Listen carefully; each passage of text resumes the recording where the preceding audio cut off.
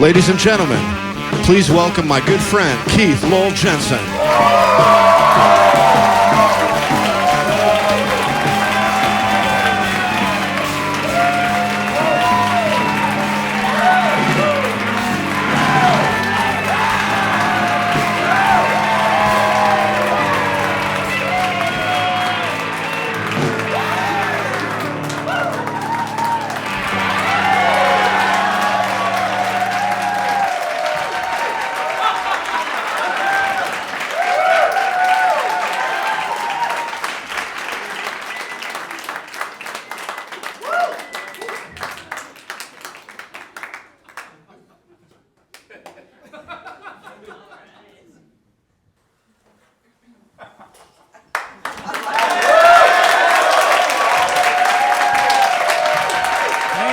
Thank you. Merry Christmas.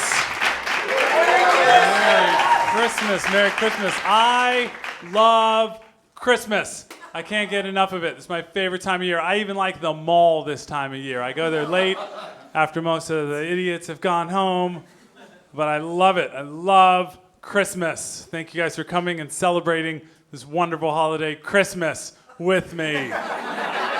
Christmas! It's a Christmas tree and Christmas stockings. Christmas! I love it! Thank you for accepting that about me. I get grief. I get grief about my love of Christmas from Christians who say, oh,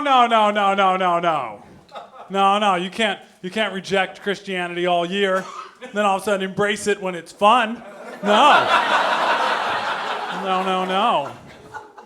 It's like they think I found some kind of life hack or something, some cosmic cheat code. One of them actually said to me, you got to take the good with the bad. And I said, that's weird. That's the first time I ever heard you admit there's a fair shake of bad.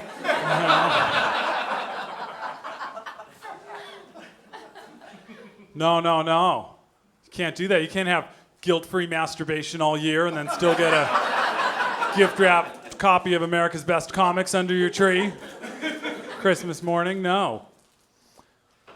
You have to wake up 52 Sundays a year early to go be bored out of your skull by some dude who has no business being on a stage except that he excels at self-righteousness. And then, and only then, can you get a little red stocking with a little reindeer in it that poops little chocolate-covered raisins when you push on the time quarters. You gotta earn it! And if there are any Christians here tonight, and I hope there are, because I love you guys, you're totally welcome, I want to tell you, good job on the reindeer. I love that thing. That is the most awesome. That's me Christmas morning. Every Christmas morning I'm there. I wear them out by February and I have to wait and get a new one the next year. I'm just doing it right into my mouth. My family's laughing. Look, it's pooping in his mouth. Oh, happy birthday, baby Jesus. Oh, this is great.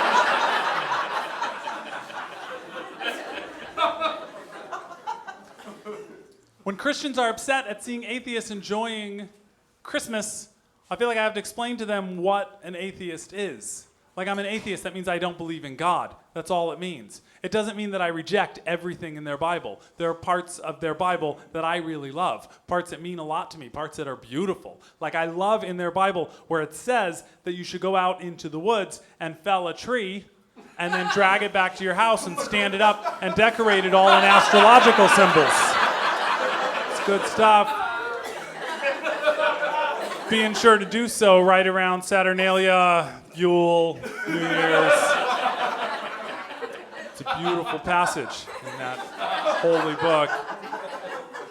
There are Christmas traditions that I love. Like in every town, they have the one rich neighborhood where people go crazy and they spend like my food budget for an entire year on their Christmas light display, you know, showing off that they can pay their electric bills. And in the spirit of Christian generosity, they then invite us poor people to come out and look at their houses until 10 o'clock. And then, get out of here. I went out to do the Christmas lights with my wife and my daughter and my mom. And my mom, she loves Jesus. And my mom is champing at the bit to get my daughter a nativity set. And nativity sets are sneaky because they look like toys. That's not playing fair. They were using my toys. You want a little set of dolls. And I told my mom, I want my daughter to be exposed to the cultures that are around her. I want her to be exposed to different religions, just not yet. I'm like, Mom, she's 3. Like, that's a bit young to find out that she's evil. It can wait. So we're out there, we're walking, we're looking at the lights, and one of the families, they were setting up their nativity set. And they had one of those big plastic light-up ones like Jesus would have wanted. And they had just started, so they'd only put up the teens in crisis that are central to the story.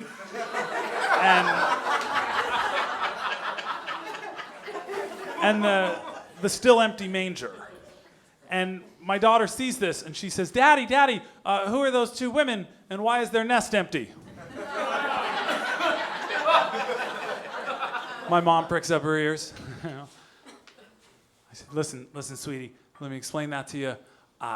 That's Mary, there on the left. And next to Mary, that's her partner, Josephine. And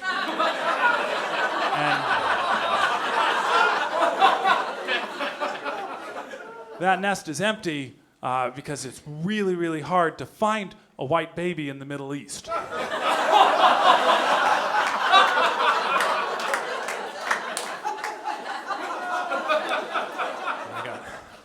I got nothing for my mom for Christmas here. And lo, there came unto them a reindeer who was unlike the other reindeer, in that his nose glowed with a great luminescence, and his poop was of dried fruit and chocolate. It's a beautiful religion. I respect it. I have a special attachment to Christmas because I once performed comedy at Santa Claus's funeral. I'll explain. Wonderful man, Dale Black. Some of you may have known him. He's a good friend of mine. Thank you for Dale. And Dale played Santa Claus. Dale Black played Santa, and he was a real beard Santa. And I don't know if you know that that's a thing, but among Santa Clauses, a real beard Santa really looks down on a fake beard Santa. Like, if you're a fake beard Santa, don't step foot in a real beard Santa bar, okay? You will not be welcome. Dale did not stuff a pillow in his Santa outfit. He had the real belly. If you don't think that we live in a beautiful age, you need to listen more carefully to what I'm telling you. Dale made a living working a couple of months a year. And his job description was, don't shave, never say no to dessert. Dale had it figured out. And then he died. Yeah, it was very sad. Dale's widow went about putting together the services. And the thing is, Dale is one of these guys that said, when I die, I don't want it to be a sad affair. I don't want some sad, weepy affair. I want it to be a party. I want my friends to all come together and celebrate my life. Dale wanted the funeral.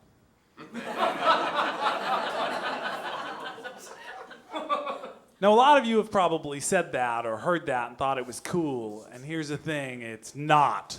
It's not cool at all.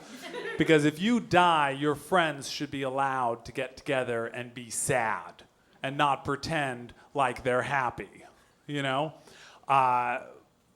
And if you do go ahead and do the funeral anyway, can you leave it in your will or whatever that they not play the Beatles in my life? Because if you want me not to cry, you don't play In My Life, because that's a crying song. All right? I could be having sex while eating a snow cone. But that's my happy place. But that song comes on, I'm bawling. Both spellings.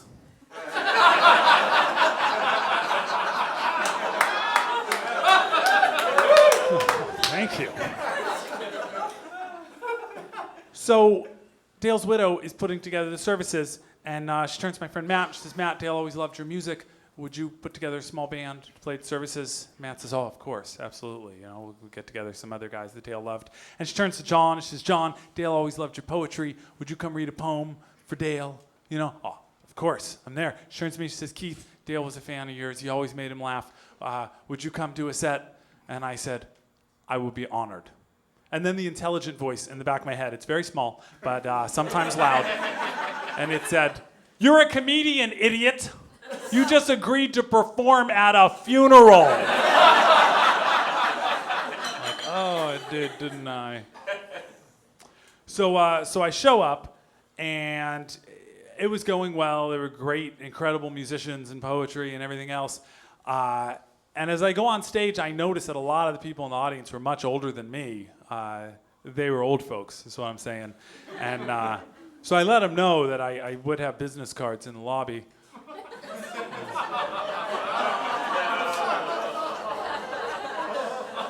You gotta stay ahead of the business. You gotta stay ahead of the business. I went on stage and I told them, I said, hey, I know a lot of you know me and you know that I'm an atheist. And so I'm raising my daughter with different beliefs than a lot of you raised your children with. But I do want you to know that thanks to our friend, Dale Black, my daughter is growing up believing in a kind, generous, and beautiful man named Santa Claus. And then for the first time in my adult life, my filter kicked in. It had never happened before. And I didn't say the rest of that, which was, and also thanks to Dale, she will forever believe that Santa Claus died when she was 2.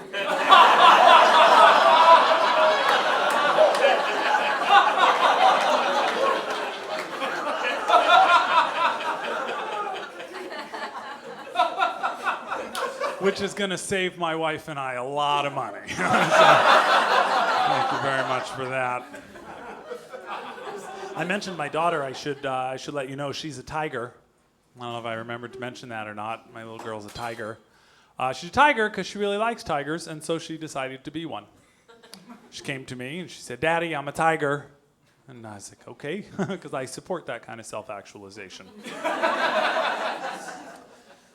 Now, the thing about my tiger is she has 3 grandmas, okay? She's lucky that way. A lot of kids only get to have 2. She gets to have 3 grandmas because Grandpa doesn't know how to behave himself. And the grandmas didn't know that they were going to get a tiger. So they buy her really boring little girl presents. Things that are of no use to a savage orange and black striped beast. Like the 3 baby dolls that just sit on her bed untouched. Until a couple weeks ago, when I see her walking down the hallway and she's pulling a box behind her. And in the box are nestled all 3 baby girls. Little dish towels over them. It was adorable. I said, sweetie, that's great. You're playing with your baby dolls. She said, tiger food, Dad. Tossed them in the living room.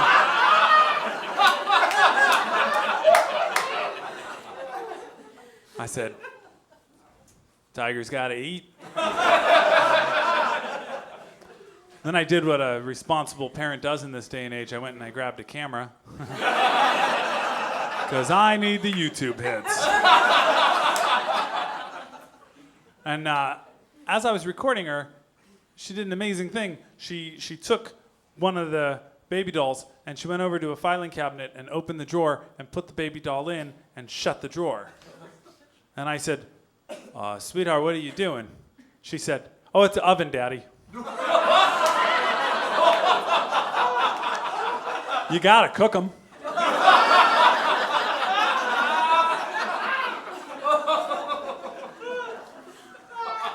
I said, all right. Let's just see how deep this rabbit hole goes. Tell me, precious daughter of mine, how long do you cook a baby girl? She says, oh, about 2 hours. Or until they stop squirming. Yeah. Wasn't ready to hear that come out of my little girl's mouth.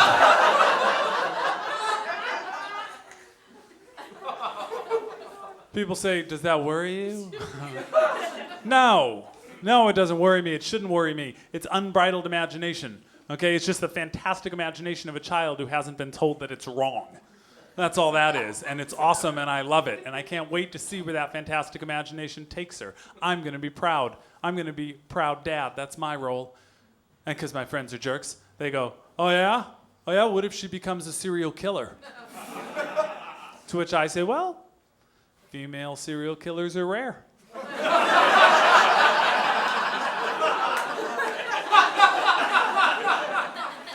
This is my precious gem.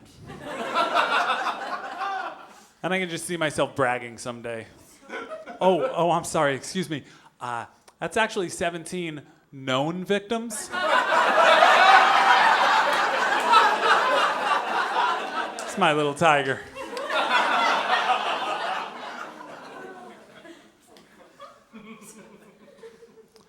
I get people that worry that I'm getting material from my kid. They're like, oh, are you exploiting her? Taking advantage of your kid? No, I'm not. She's on my writing staff, all right? Chill. I pay her. Pay her in oatmeal and raisins. But listen, she has full health and dental. So she's doing better than most of the comics that you've seen in this town. Good for her. I woke up one morning and I had a goal that morning. My goal was I'm going to write one joke. I'm going to write one joke before I go back to bed again. And I walk out and she's like, yeah, that's a pretty great way to live, huh? Thank you for appreciating how awesome my life is. I walk into the kitchen and there she is already having breakfast and she looks up at me and the first words out of her mouth, Daddy, I wish that I had tongues on the bottom of my feet so that I can kick things and taste them.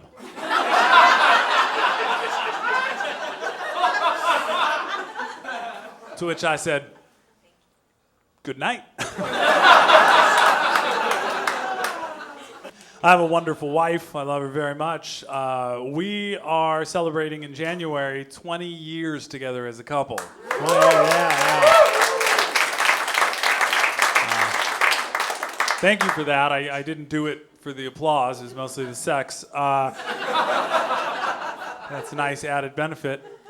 And I'm proud of it. I'm proud that I've managed to maintain a relationship with such an amazing person for 2 decades. But I also sometimes feel weird about telling people, because I think that when you say to someone, I've been in a heterosexual monogamous relationship for 20 years, what they're thinking is, yeah, this guy's boring in the bedroom. Right? Because being in a relationship for 2 decades like that, it seems like you'd probably be pretty vanilla between the sheets. Not true. Okay, I'm here to tell you, I'm kinky as heck.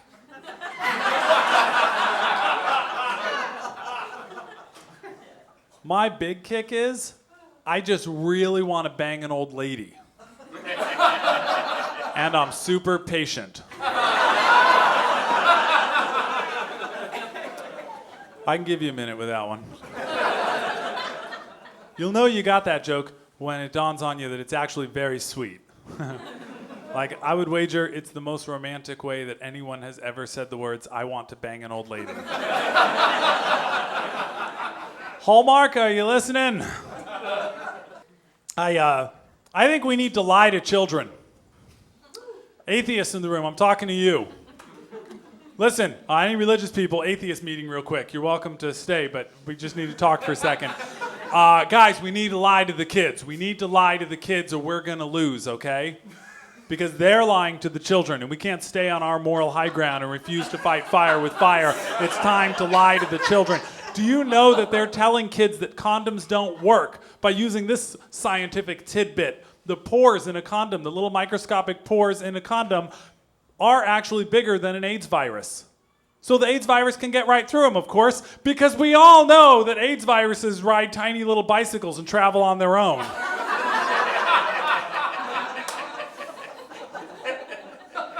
We need to be willing to lie to the children. We need to say, kids, listen.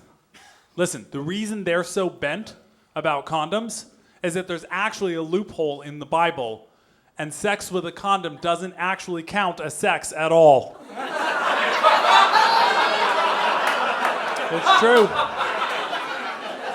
Just bang all you want, you can still wear a white dress on your wedding day. It's awesome. Have at it, kids.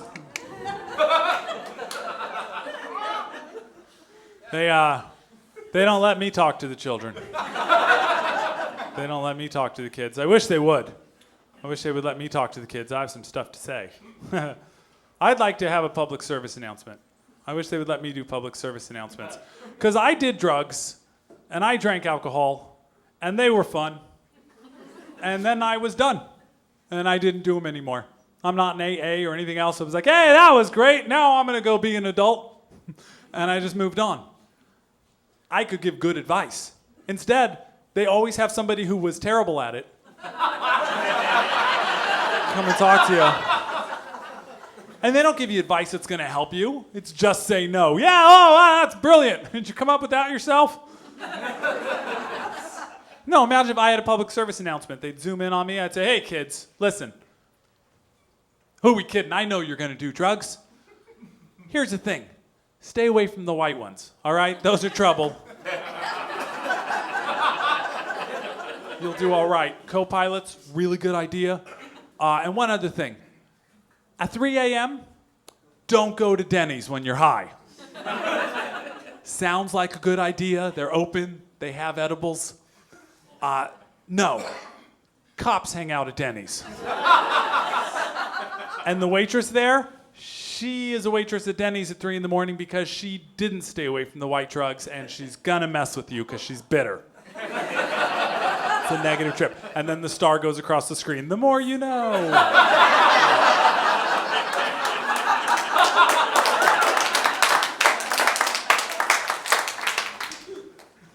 Where's the camera?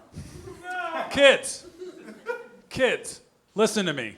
Masturbation is awesome and totally healthy. Great stress relief. One piece of advice.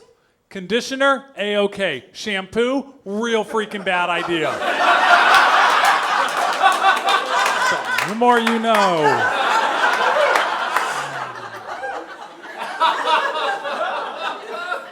They should let me talk to the children.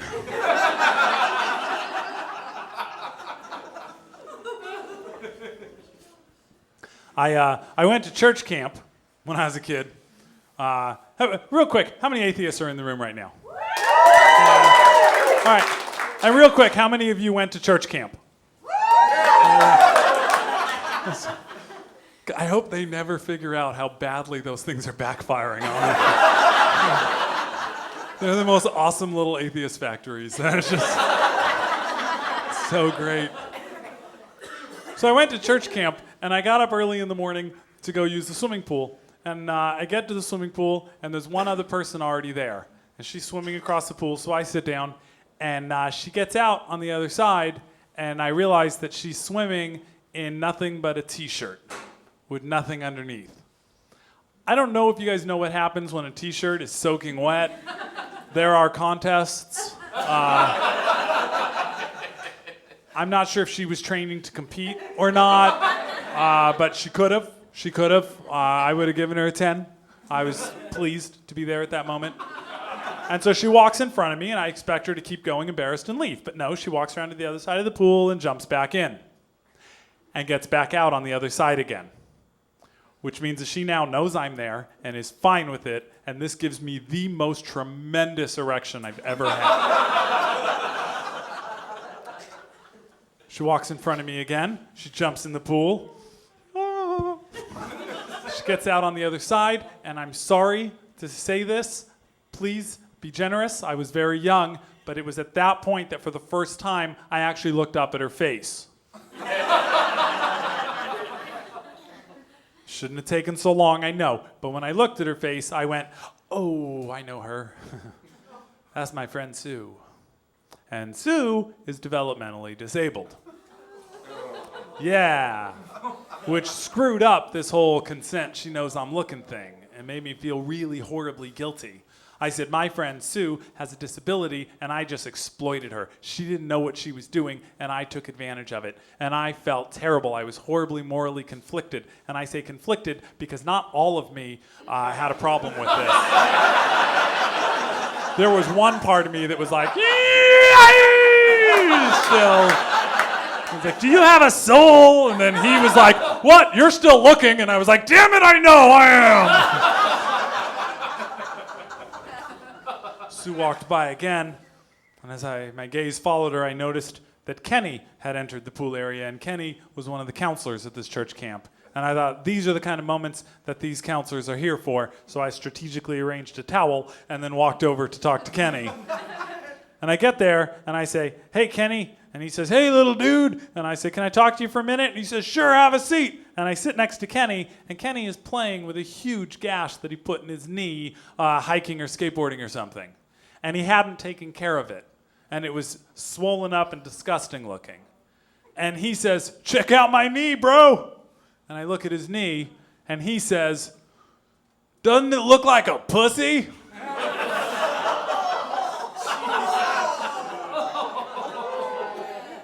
My answer to Kenny was two-part. The first part was, I don't know. And the second part was, oh my God, I hope not.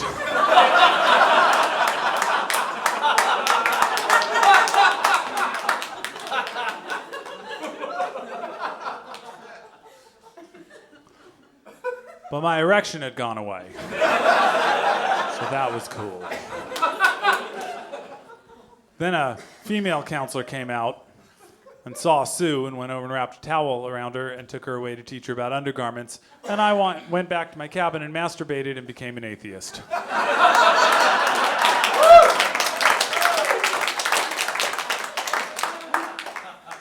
That's not the true story of how I became an atheist. It's a true story, but not the true story of how I became an atheist. But the true story of how I became an atheist involves books and reading and all this boring stuff. I like that one better.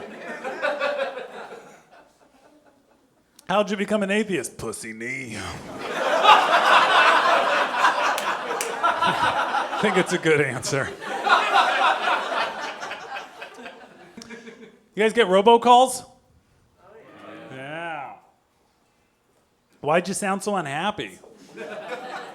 You gotta maintain a child's sense of wonderment about these things. Think about it. When you were a kid, if they told you that in the future you were gonna get phone calls from robots, that would have sounded way cooler than it has actually turned out to be. Oh, Heinlein, how you've disappointed me. I like to imagine that the robots calling me are at least wearing high heels and some leather. Something exciting is going on. We get one robocall all the time, or we were getting it. You answer the phone and you hear, Google. That's right, Google. And we got it so often that became a greeting at my house. Like I'd walk in and say, Google, and my wife and kid would say, that's right, Google. And then we would go about our night together. So it was funny. It was funny for a while, but then I got tired of it, so I answered phone, Google, that's right, Google, and I wait through the whole recording, and then they get to the end and they're giving you the options, to be annoyed in another language, premero dos, And then finally I hear to talk to a live operator, hit this button, I hit the button, they play some Antonio Carlos Jobim, which is cool. Yeah, that one was for you, sir. No, it's beautiful music, and they shouldn't be abusing it that way. It's just wrong. And then the guy comes on, and he says, would you like to be on the front page of Google? And I was like, oh, man, I think I'm talking to the guy that made the recording. This is amazing. But then it dawns on me, I hadn't come up with anything clever to say. Like, I just dialed right away. And I'm thinking, I'm supposed to be a comedian. I'm supposed to be quick on my feet. Think of something to say. Come on, do it. So I say, Google!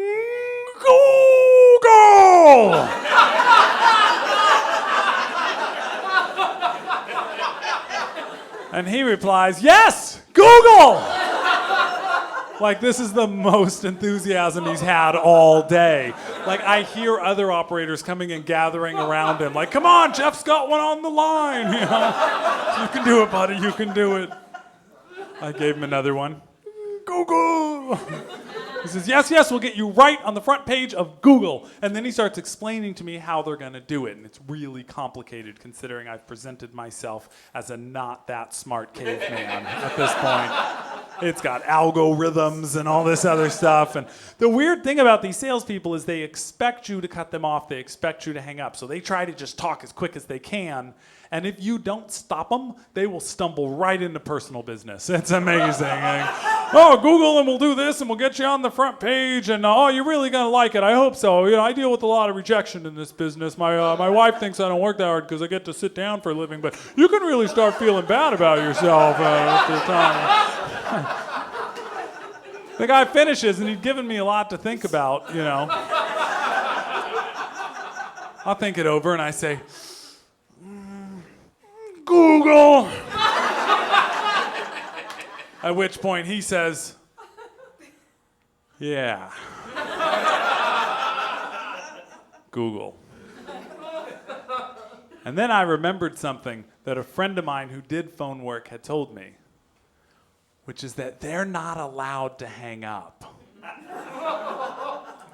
And I had nothing to do that night. So I'm like, cool. This poor guy is like pulling out the employee manual and just reading everything to have something to keep saying, and I just keep Google. Google? Google.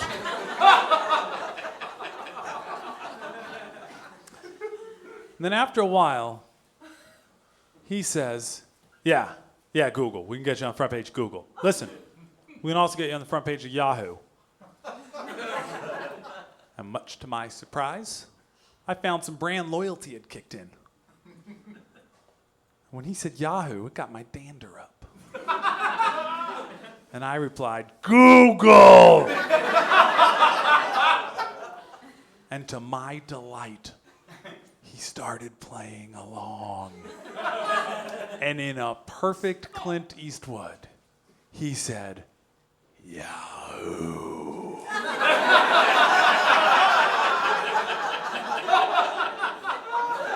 I looked outside and a tumbleweed blew by. It was incredible. And I said, go, go, go, go, go, go, go, go, go, go, go, go, go, go. And he said, Yahoo, Yahoo, Yahoo, Yahoo.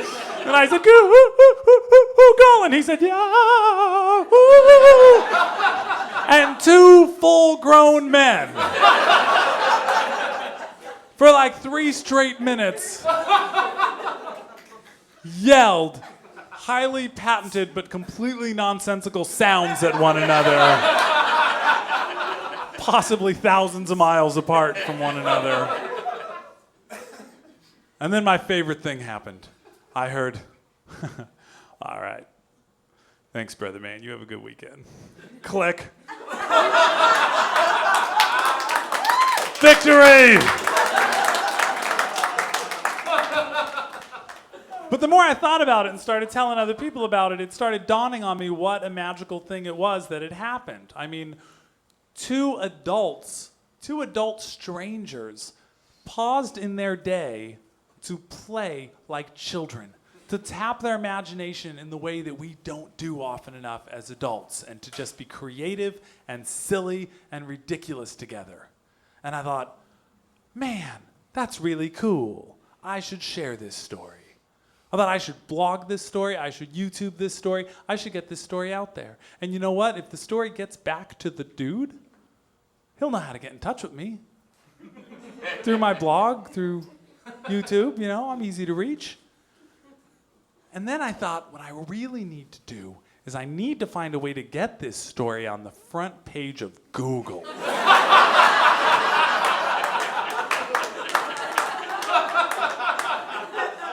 But they don't call me anymore.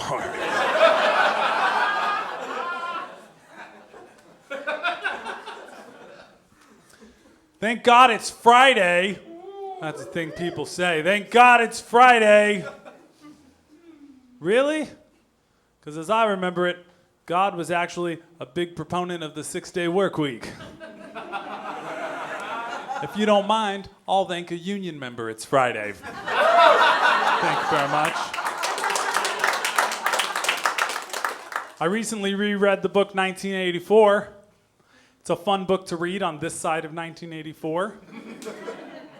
George Orwell had some ridiculous ideas. Do you know that he supposed that by this point in our history, we would all be speaking in some kind of hyper-efficient newspeak?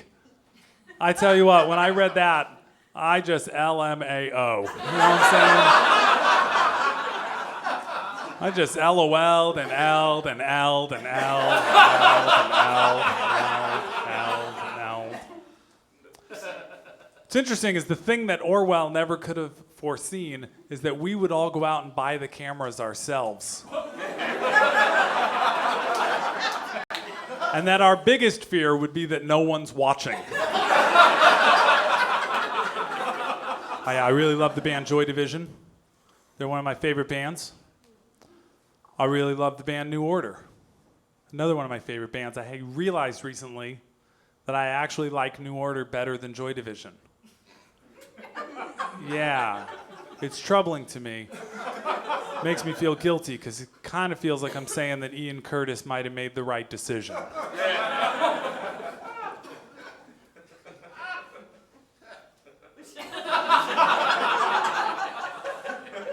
That guy will explain the joke to you after the show.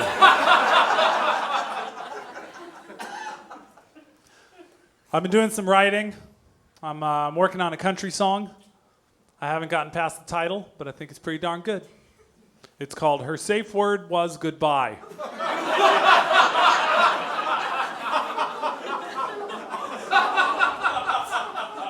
If you know a couple of chords and some words that rhyme with goodbye, hit me up after the show. I've been writing a lot of suicide notes lately. Asshole. Don't worry about me, bro. No, don't worry about me. It's just, I think that it's an underappreciated art form, and I thought I would take a stab at it. Came up with one that I really like. It says, goodbye. You can have my records, but I'm taking all my pills. Kisses.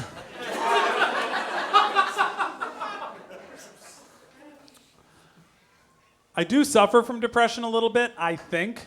The thing is, I'm not sure if I suffer from depression or if I'm just legitimately sad about things that are perfectly valid to be sad about, you know?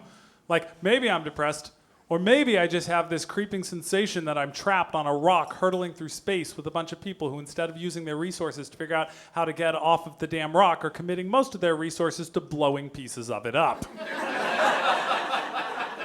That gives me a sad. There's a lot of stuff to make you sad out there. I had to go and buy life insurance because I have a kid. And if you're poor and you have a kid, you buy life insurance, lest you be a jerk. So I go in to buy life insurance, and I'm sitting across from the insurance broker. She's a nice lady, well-dressed, smelled like soap. And she's explaining it to me, and she's throwing around numbers that I'm not used to. I don't own a house. I drive a hand-me-down car. I don't deal with numbers of this size. They're all abstract to me. But as she's throwing these numbers at me, it dawns on me, holy Toledo, for the first time in my life, I'm worth something. I sign that paper, I'm actually worth something. If I die. And because I have no filter, I say this out loud to her. And cool as a cucumber, she responds, well, suicide's not covered for the first 48 months.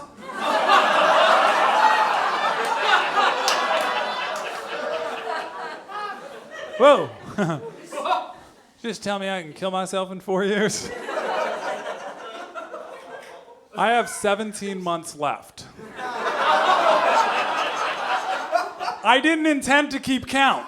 That was never my intention. But when someone tells you something like that, you can't help it. Like every look at the calendar becomes this really depressing thing. Like to me now, every calendar is a really morbid Advent calendar. You peel back the date, and instead of a piece of chocolate, there's like a Zoloft or something.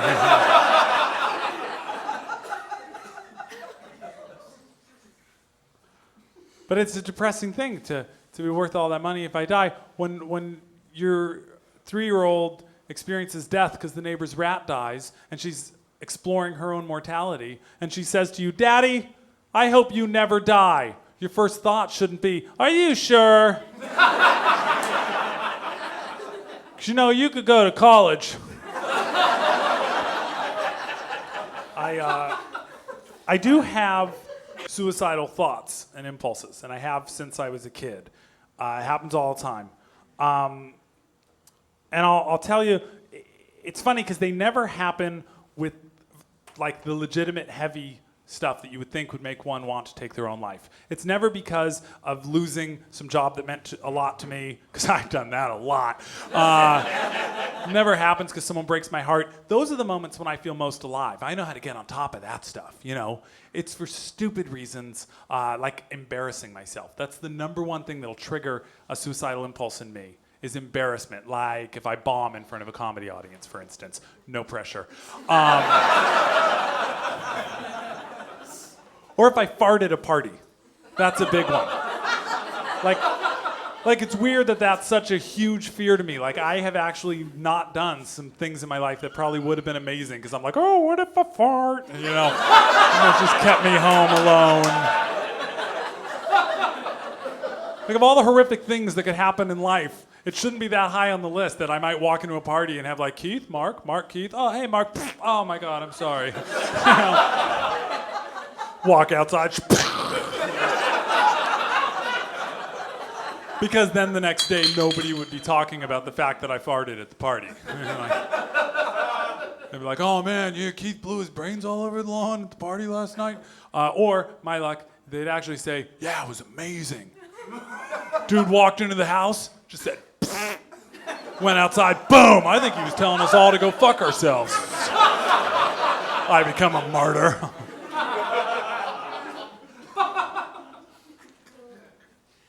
I had a really terrible embarrassment recently. This was a really bad one. I went to my gastroenterologist. I have a disease called ulcerative colitis. Don't worry about me. It's managed very well. Thank you, science. But I have to go and get a finger stuck up my ass a little more than I might otherwise. So it's not a big deal. You get used to it, which is funny because there was a time in my life where I didn't think that could ever be the case. When I was a kid, about 8 or 9 years old, I was playing at my friend Mitch's house, and his dad comes home. And I say, oh, hey, Mr. McNeil, how you doing? And he says, oh, not good, Keith. And I said, oh, why's that? And he said, the doctor just stuck his finger in my ass. And I said, oh, God, why?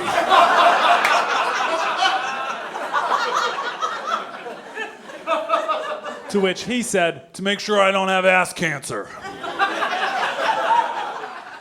And oh, the innocence of youth. I said, fuck that. I'd rather have ass cancer.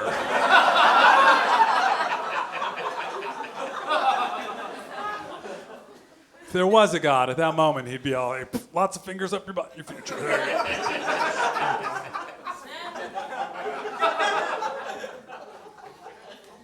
So I go into my gastroenterologist, and I want to be mature.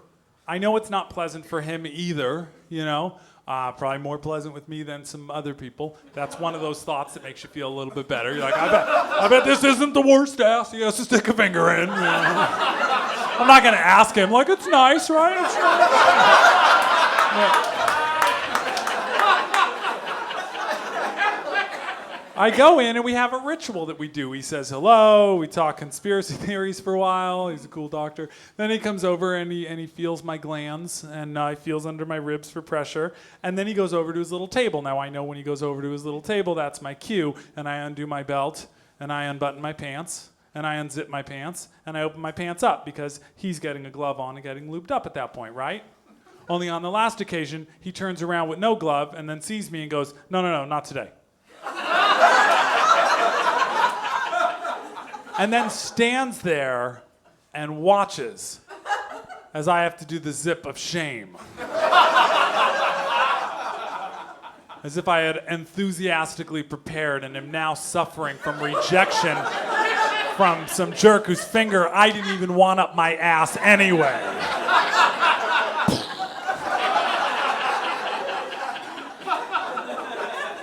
Doc, are you allowed to prescribe Zoloft? Is that a thing you can do? I do know that I've been talking about a lot of depressing stuff and suicide and kind of bumming you guys out.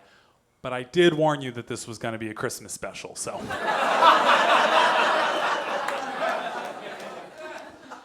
Set a goal for myself that I wanted to make the most depressing Christmas special since Charlie Brown.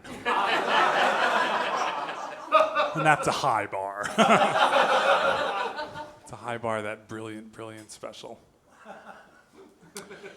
So I've hit a point where I think I had a breakthrough. And I think I'm actually doing better than I've ever been doing in my life. And here's the breakthrough. I realized what happened with me. My life just peaked early. That's the thing that happens. You know, your life just peaks early. And sometimes life goes on long after the thrill of living is gone. It's a truism. And I'll tell you about when my life peaked and what happened. So when I was in the 4th grade,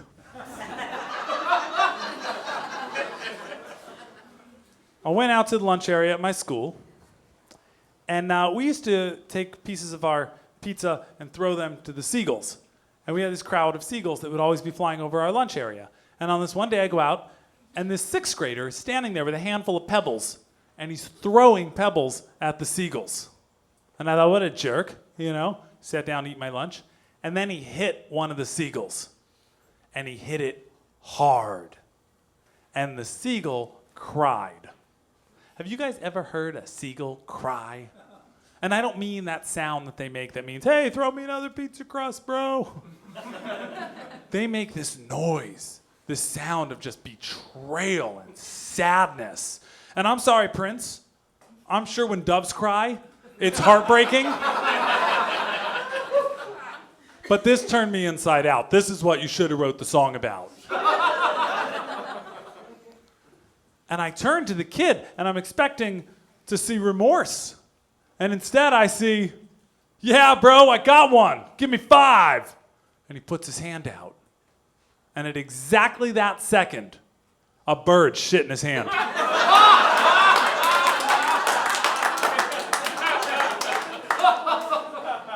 And I said, oh, wow, that was awesome.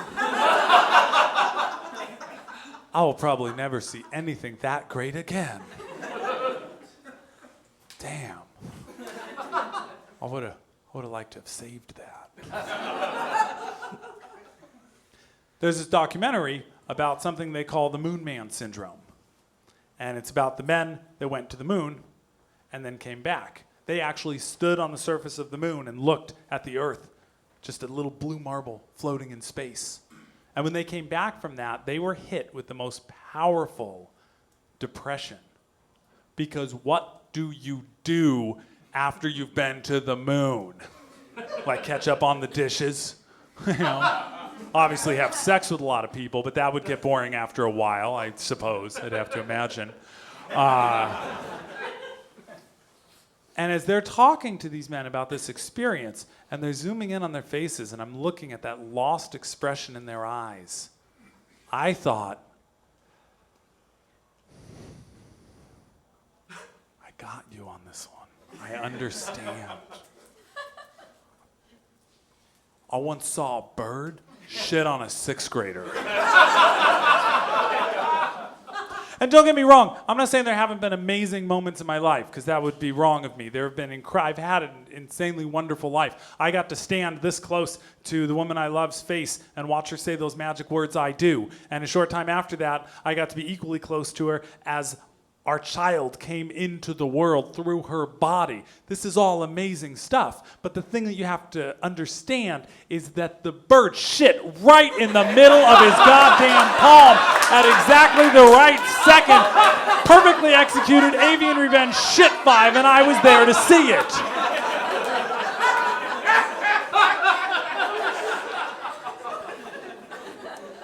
was beautiful.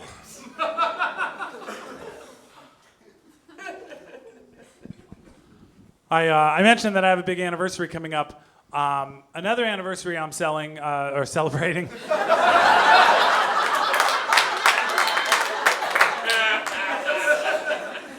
Damn you, Freud! We can fix this in post. Another anniversary I am celebrating is that of my niece. My niece, she'll be soon celebrating her second anniversary. She married her wife, and they got married down in Long Beach, California. Now I'm telling my friends about this, and I'm excited. It was a really cool thing. Her father, who is a Christian minister, actually performed the service and married his daughter to the woman that she loved, which is really cool. They're beautiful people. I love telling people about it. But then I have people do the math and come back at me and go, wait, that doesn't make sense. How'd they get married in Long Beach? Gay marriage wasn't legal in California when they got married. Well, that's the thing I forgot to mention. My niece, she's a badass. This badass said, oh, state of California, guess what? You don't get to decide if I'm married or not. Pretty badass. You know who it reminds me of? You know the other little badasses it reminds me of? Those Whos down in Whoville. Right? Because the same thing happened to them. Some Grinch went, tried to take their Christmas, tell them they couldn't have Christmas, even though they had every right to have Christmas. Took all their stuff, went on up into the hills. What did those Whos do? They said, guess what, Grinch? You don't get to decide whether or not we have Christmas. And they had Christmas anyway. Badasses! But the thing I want you to remember is that that story had a very happy ending. Because what happened to that Grinch?